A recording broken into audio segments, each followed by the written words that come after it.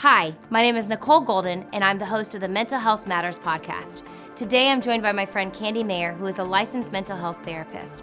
We're having the difficult conversation surrounding the delicate topic of abuse and all that it entails. I'm so glad and honored that you're here. Let's dive in.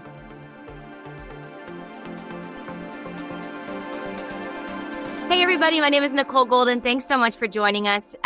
Today I have a special friend here. Her name is Candy Mayer.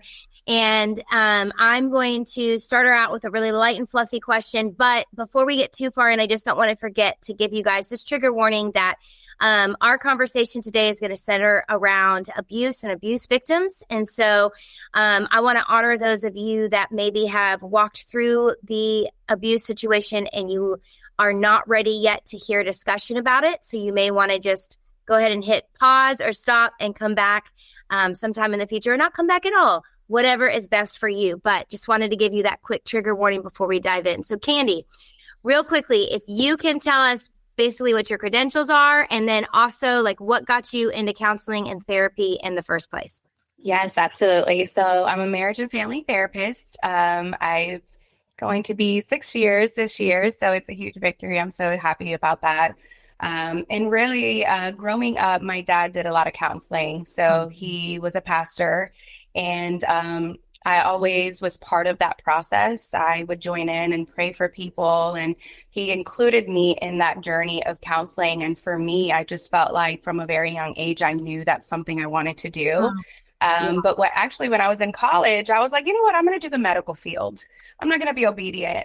So I was about to go into medical school, and then there was a change of heart. And I just knew that God was vividly telling me, like, you know what you're meant to do. So more than this being my career, I feel like it's a calling upon my life, and it's such a blessing to be able to do it every single day. Love that. I love that. All right. So I specifically chose Candy for this topic because I trust her, and I know that she's had experience walking this road with some of her clients. And so I know that everything she's going to share today is from a trusted source. And I don't know if it's weird to say I'm excited about talking through this topic with you because it's such a difficult topic, but I'm so thankful that you agreed to take this one on, Candy. So let's dive into our first question. Yes. A lot of times, I don't know, you can maybe speak to how common this is, but I've heard a number of times that people who have walked through some sort of abuse, particularly physical, sexual, that it is something that they block out of their core memory, and it's not something that they really remember until years after it happened. How common is that to block it out, or is that more on the rare case? Like, is that more common or rare? I've just heard people have talked about that before. No, I am so happy that we're talking about this because unfortunately, I feel like it's not a topic that is spoken of, commonly. But unfortunately, yes, the answer is yes. It is very common for people to block out those memories, at least temporarily, right? Because essentially what happens is by blocking the trauma, by blocking the abuse from the conscious memory, you're essentially putting it in the subconscious. So it's still there. Yeah. Okay. But by putting it temporarily in the subconscious, you don't remember it as often. Mm-hmm. But unfortunately, it does still affect our mental health tremendously. It affects our reactions. It affects our response to things. So when we are triggered by certain things, right, it's still there. It's still affecting us. But yes, I have seen more often than not that people come into my office and say, I've blocked it for so long, but recently I'm feeling X, Y, and Z, or my anxiety is, just uncontrollable. I'm getting panic attacks, so on and so forth. And that in itself tells me, okay, then it's time to really not only deal with the situation, but heal from it and go through those steps necessary to do so. Yeah. And I can imagine, I can just imagine for someone who has walked through some sort of physical or sexual abuse, just the fear of even having to relive that in therapy, Absolutely. the fear of having to, because there's a reason why their brain has moved it to their subconscious and is refusing to think about it, right? That's that defense mechanism to protect them from reliving that again. So I'm kind of throwing this question at you out of nowhere, but what would you say to someone that's like, I don't even know if I would rather just keep pushing it down than have to face it again in therapy? What would you say to someone who's really struggling with that tension? I've had someone tell me that before. Okay. And I take a very gentle approach. I think it's healing in itself when someone has the vulnerability, okay, and the power to decide there is something off with me. There is something wrong that I need to work through, that I need to heal through. And the fact that they came in through these doors, okay, and are in a safe place and are open and willing to sharing that traumatic experience in their life, that in itself is healing. Okay. So what we do is I take it baby steps, 1% at a time, right? We want to achieve the 100%, but we start with that 1%. So really what I tell them is we're going to take it day by day. If today you're not ready to go there, we don't have to go there today. And I trust and believe that in the process, the questions that are being asked and that gentle approach, they get to a place where it's like, I'm ready. Yeah. I'm ready to scream it out. I'm ready to cry it out, however way they want to release that and express that. We just kind of take it day by day. So there is no rush. It's not one of those things where you're going to come into the session. It's like, tell me all about it. No, absolutely not. At least for me, I will speak for myself. It's a journey. It's a process, and we will take the time necessary. You've already compartmentalized, right? And minimized the pain for so long. So let's just take it one step at a time. Yeah, yeah. And I think it's exactly, it's trusting the process and trusting your body too. Like your body will communicate, okay, today we can talk about it, or today, no, we're not going to be able to handle it. But I think it's what you said. I think it's just showing up. And I, even though I haven't necessarily walked through this particular part of mental health, there were times when in the beginning of my journey with Kevin, I would come in and there'd be some sessions where I would just sit there and we would not talk. And I would just sit there. And some days I was angry. Some days I was so knotted up, I didn't even know what to say. But I think just the act of showing up and even building that atmosphere of trust of like, okay, you're going to be all right if I just sit here and I'm pissed at you the whole time, like you're going to be okay. Cause like, it's almost like you have to take that trauma out on someone. And unfortunately, I think therapists, you've become the safe place where you are willing to step into that crossfire and take that for those of us who need that safe space, Yeah, absolutely. And the truth of the matter, unfortunately, is that we're never 100% ready to talk about it. Right? It's like in many different aspects of life, we're never 100% ready to be parents. We're never 100% ready to graduate with that doctorate or that master's, right? There's so many fears associated with it, which is normal, right? That helps us rise up to the occasion. But that's part of the process. It's coming in here, showing up, being present, giving yourself permission to share that shameful secret, right? That's a big step. And there comes a point where the words just start coming out of your mouth, and it comes with tears. It comes with anger. It comes with all that pent up, emotions that you've been carrying for so long. So, all that to say, I think that it's a process, it's a journey, and there's no need to speed that up. We take it day by day, 1% at a time. And with time, that healing will come. I love that. And you kind of you segued for me into my next question, which has to do with shame. Like, unfortunately, the people that should feel the shame in this situation are the abusers, right? They should be the one feeling the shame and experiencing the secrecy and all of the other pain. But unfortunately, that's put all on the victim. Why is that? Why is all of that shame and fear and secrecy? How does that even happen? How does that get leveled on the victim and not on the abuser? It breaks my heart, honestly, even going there and hearing that question, because it's so common. Unfortunately, the abuser conditions the victim, right? It's your fault. You're being too dramatic. You're being too loud. You're just extra. It's all your fault. It's not my fault. So for so long, this person has been hearing this narrative over and over and over again. It's like a part of them wants to believe, no, wait, I'm not being dramatic. I have a voice. I am worthy of speaking my truth. But immediately that truth is being, attacked with, no, it is your fault. You are being dramatic. You're just, this is all your fault. The reason that I'm treating you this way is because you deserve that. Right. So when you've heard this time and time again, that becomes your truth. Yeah. Yeah. Is it also, do you think maybe too, it's like when we walk through a really traumatic situation, I know when I've walked through a really traumatic situations, you want to find any way to justify it, so after my brother, lost his life by suicide, I remember almost blaming myself. Like I didn't do enough. I should have showed up more. I should have had those boundaries. I shouldn't have, all those things, which doesn't make any logical sense because I showed up as much as I could in every way that I could.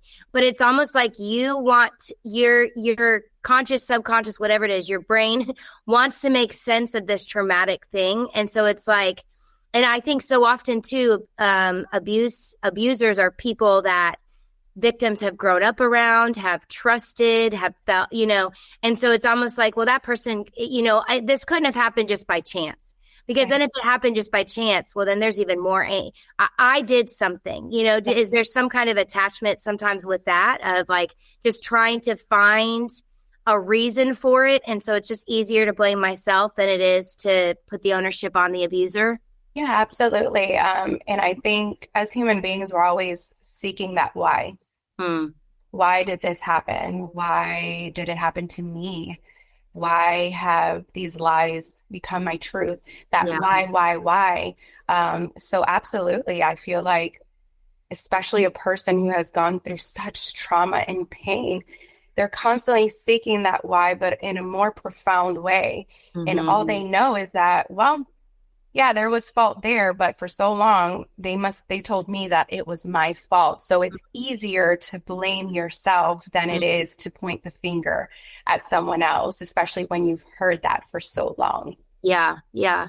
How do those of us who haven't experienced abuse help mitigate and end that shame and stigma so that people who have been victims, are victims, can begin to feel more safe to speak up? Oh, that's so good. So my encouragement would be to just create a safe space. Yeah. Give them the opportunity to just be heard, right? And remind them that I want to walk alongside you during this time of your life. I want to hear you. I want you to give me permission to give you advice if that is what you need, but I want to just witness for you. I'm not even going to pass you a tissue unless you give me permission to do so, because I believe that those tears are a representation of something that you've been bottling up for so long. And so just creating a trustworthy environment for them to come in their full, authentic way and say, I feel broken.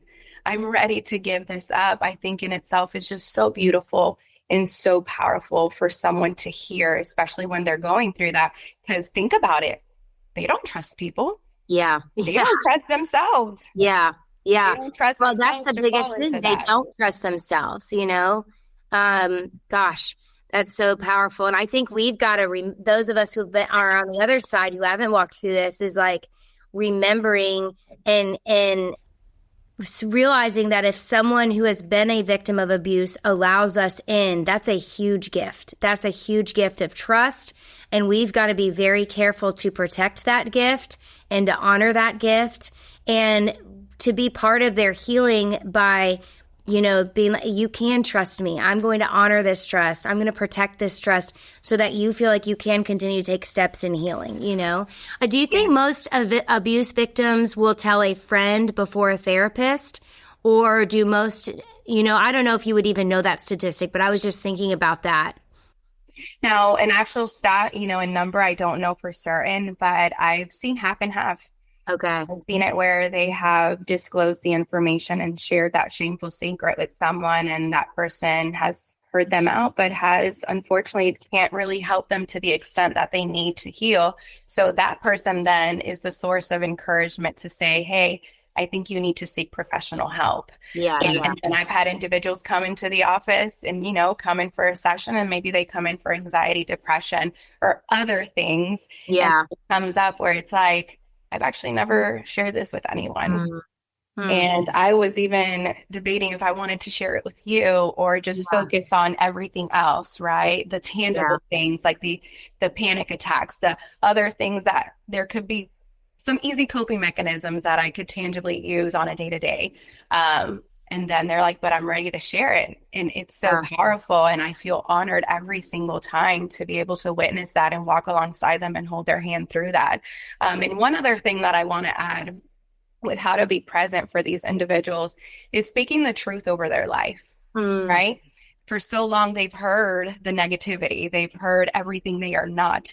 So it's now reminding them what God thinks of them, Yeah. Yeah. I love that. who they truly are. Yeah. Yeah. That's so powerful, Candy. That's so powerful. And I love hearing your heart behind, because I can tell, I've known you long enough. I can hear you getting emotional, and Yes. how much you really fight for your clients and these victims. And it's just so powerful. One of the things, and I just want you to explain it, because I know, because you keep using the term, you've used it twice, shameful secret. And so I think some people might be hearing that thinking, I did this to myself, I should feel shame. What do you mean? Just so they understand, so they're not like having extra panic.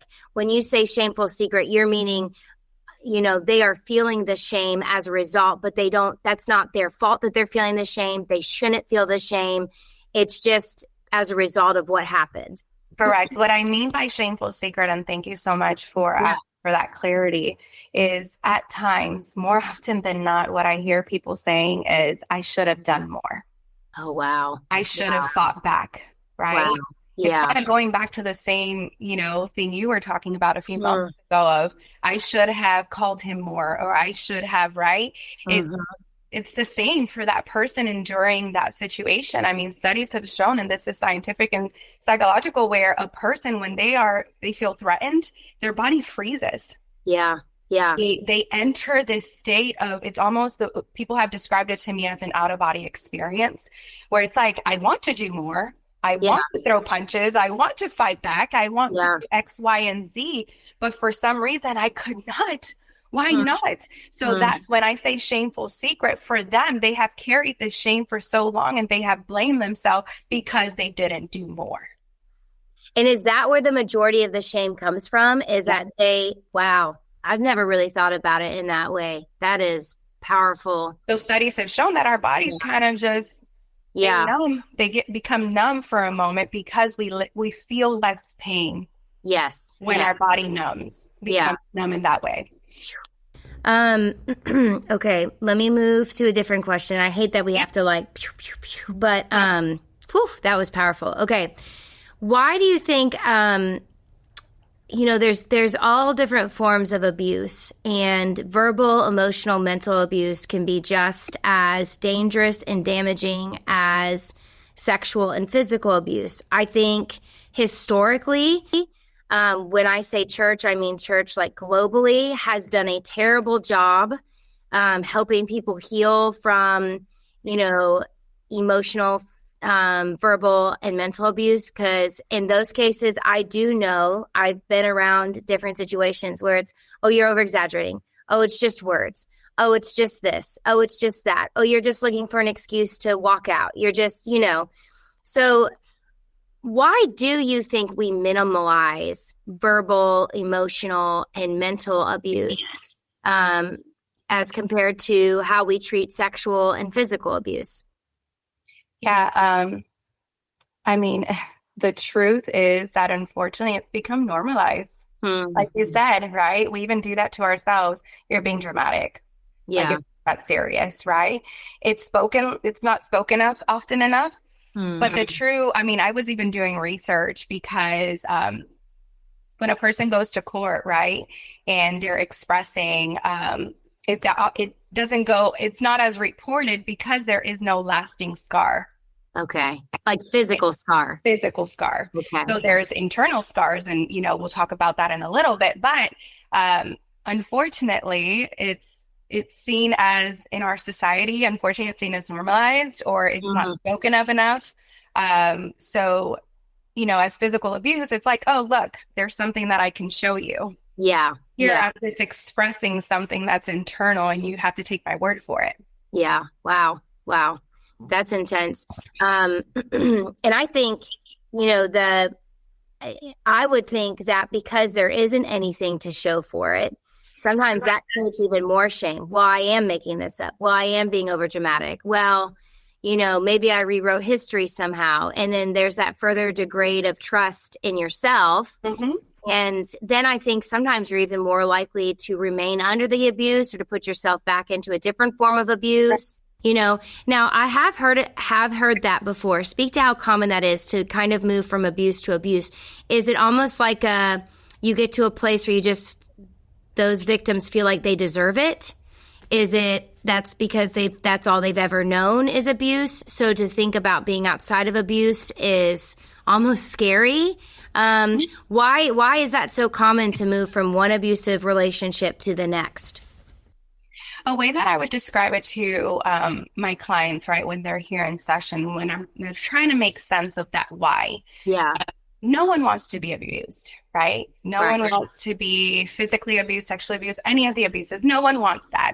Yeah. But we all have that subconscious reaction and coping mechanism that we use to essentially heal and deal with certain situations. For example, a person who deals with anxiety or is triggered may start chewing their nails, and other people may resort to alcoholism or drugs or whatever, right? Yeah. I'm not saying that abuse and, is the same, but if it's been done time and time and time again, studies have shown that it takes 7 times for someone to leave an abusive relationship. Wow. And that's not because they like to endure the pain. It's because they have to come to terms with themselves and look now inward and say, what is my internal dialogue? Wow. What am I speaking over my life every single day? And when I ask them that question, how are you speaking to yourself? Are you kind to yourself? They begin to say, wait, no, I think I've become the imposter in my own life. That abuser is no longer there. Right? But I begin to speak over my own life the same things they spoke over me. And that I don't want that. I don't like that, but it's all I know. Wow. That's intense. Whew. Okay. We probably should have done this interview with like glasses of wine. I don't know. This is so good, Candy. We both just did a hair flip at the same time. I know. It's like, whoop. I know. All right. So here's our last question. And then if there's anything else that you want to add or whatever, you can with this last question. But how does someone who was abused, what should be their first couple steps that they need to take to heal? Not big, huge steps, but what are some few like baby steps that they can begin if they're like listening to this and they're like, okay, it's time. What should they do? I love that you said that, baby steps. So I actually wrote down a couple things, okay? I love that. Okay. And I want to make sure because I was I was prayerfully considering and leading up to this, I'm like, Lord, what can I bring? Right? Yeah. What is something that will bring healing or at least the awareness that someone needs that? So the first step is having the awareness that something has to change. It's taking, the way I would describe it to a client is taking a few deep breaths and beginning that, asking yourself, am I ready to be my best, most authentic and healthy self? Yeah. So it's acknowledging, wait, no, my body is giving me these sensations, right? And these triggers for a reason. That's not normal for me to feel this jabbing pain in my stomach every time this memory comes into my mind, or when someone has the scent of, a cologne or whatever it may be. I don't want to feel that way. So once you are aware of what your body is communicating to you and you are ready to take the steps necessary, then I would say that's the first step, having the awareness. Number 2 is, like I stated, noticing those unhealthy patterns. 3, being mindful of your internal dialogue, like we were talking about a few moments ago. What are you speaking over your life every single day? Are you being kind to yourself? Yeah. Number 4, build a community, find a church. Yeah. Okay. That is willing to carry this for you. And think about it this way. It's like, even if it's a random person and some, not even a friend, and you saw them struggling with a backpack. Yeah. They have books falling everywhere. What is your initial instinct? Let me go help them, right? Let me pick up these books for them and let me walk with them. So it's the same way. I want to carry this with you, whatever that means. If it's just me going for a walk with you and being silent, I want to be present with you. Number 5, exercise and begin to establish healthy habits. Okay.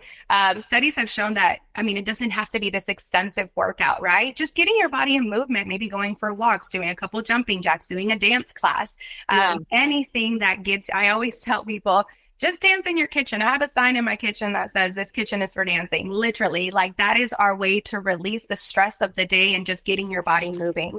Another one is reclaiming your power. The personal power which was stripped away from you without your consent. Taking the steps necessary to take that back. And trusting. And once you do that and you have that awareness that you're ready to take your power back, that will, trusting yourself, being kind to yourself and loving yourself again will come naturally. And finally, finding a therapist, finding a counselor, finding someone who can guide you through those steps, who can hear your heart, who can pray over you, who can walk alongside you and even challenge you sometimes. Get you out of your comfort zone at times and get you thinking things that perhaps you wouldn't have otherwise. And finally, I really believe that leaning into God. What he, reminding ourselves, what does he think of me? He is my creator, right? So what he thinks of me must count. And knowing that we are safe in his loving arms, he is a gentle father and he is waiting for us to give him our burdens and our heaviness so he can replace them with love and peace, a peace that makes no sense. Like that song, Firm Foundation. I love the part that says that when we lean into God, he just gives us this overwhelming peace that makes no sense. So that is, I hope this is helpful. It's a few steps that, I felt like would maybe, people sometimes just need actual steps to take. I hope this is helpful. I love that. And maybe we can list those steps, in the I would love that bio for this or whatever underneath so that you guys can go back and actually see them tangibly written down. But I think it's so interesting that you put therapist and leaning into God kind of towards the end.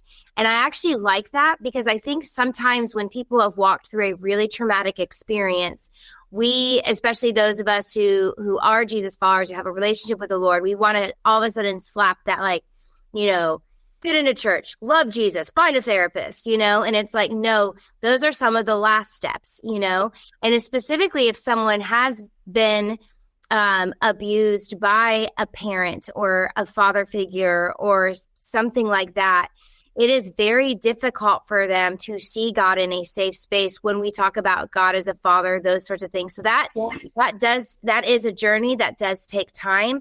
So maybe if you are watching this or listening to this and you're thinking, okay, I think I'm ready to start taking some of these steps. I love some of the beginning steps that Candy gave you, just maybe starting there and then progressing at your pace, your progress, your process, however long it takes, and trusting the process. I think that's the other thing. And I think that's the final thing I want to end on is therapy, counseling, that's a process. And there's going to be times where you'll go into session and you're going to make huge leaps forward.